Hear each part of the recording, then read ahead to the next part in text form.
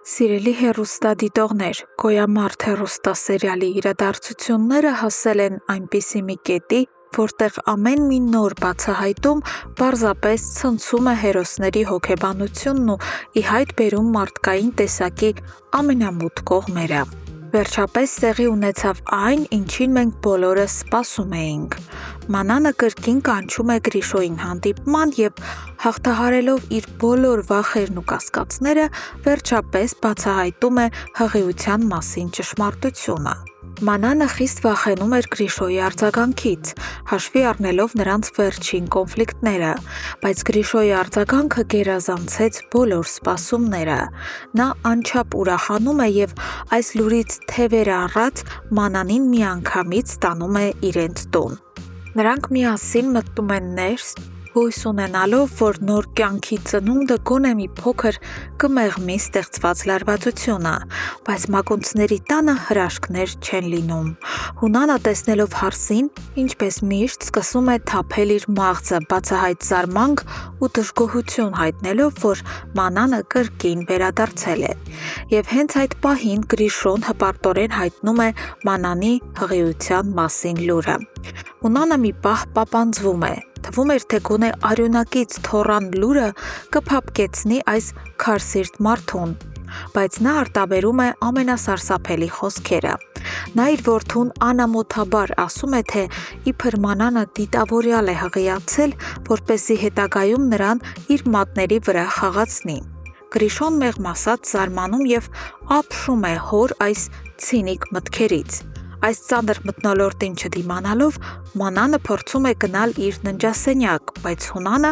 ցուցադրելով իր բռնապետական էությունը, կոպտորեն հրամայում է նրան մնալ տեղում։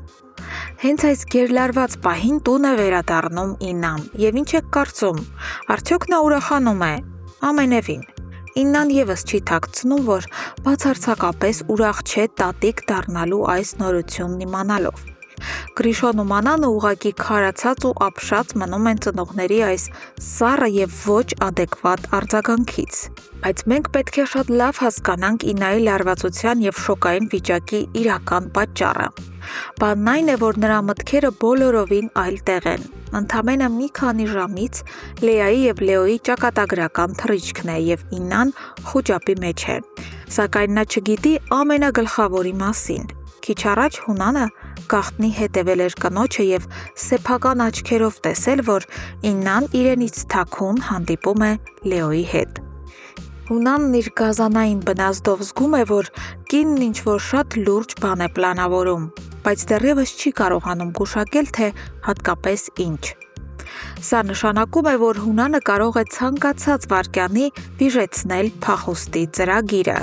Այս ամբողջ հոգեբանական դժոխքի ընթացքում Մանանը հեռախոսով կապ է հաստատում պապիկի հետ և տեղեկացնում, որ ինքը վերադարձել է Գրիշոյի մոտ, քանի որ երեխայի է սպասում։ Դավիթ պապիկը ծանր սրտով այս լուրը փոխանցում է Դավիթին ու Լեոյին։ Սարգսյանների տան արձագանքը մոտավորապես նույնն էր, ինչ Հունանինն ու Իննայինը։ Նրանք ևս չեն կարողանում ուրախանալ, քանի որ գիտակցում են, որ հարազատ քույրը վերադարձել է իրենց թշնամու որջը։ Բայց ի տարբերություն մակունցների, Սարգսյան եղբայրները գիտակցում են, որ իրենց այս ռեակցիան սխալ է։ Լեոն, ով իր հոգում արդեն կրում է բազում ցավեր, անչափ հուզիչ մի միտք է հնչեցնում։ Նա ասում է, որ իրականում իրենք պետք է ուրախությունից պարզապես ցնծային, քանի որ քեռի են դառնալու, բայց հիմա բոլորը տխուր են ու կոտրված։ Այս բառերը հստակ ցույց են տալիս, թե ինչպես է թշնամանքը թունավորել անգամ նոր կյանքի ծնունդն ու ընտանեկան մաքուր ուրախությունը։ Սիրելի հեռուստադիտողներ, սերիալում զարգացումները մոտենում են հսկայական պայթյունի։ Ինչ եք կարծում, երբ Հունանը վերջապես գլխի ընկնի, որ Իննան օդանավակայան է ուղարկում Լեային ու Լեոյին, արդյոք նա կհասցնի կանխել այդ թռիչքը։ Եվ արդյոք Մանանը կկարողանա համակերպվել Հունանի հրամանների և Իննայի սառնության հետ հանուն երեխայի,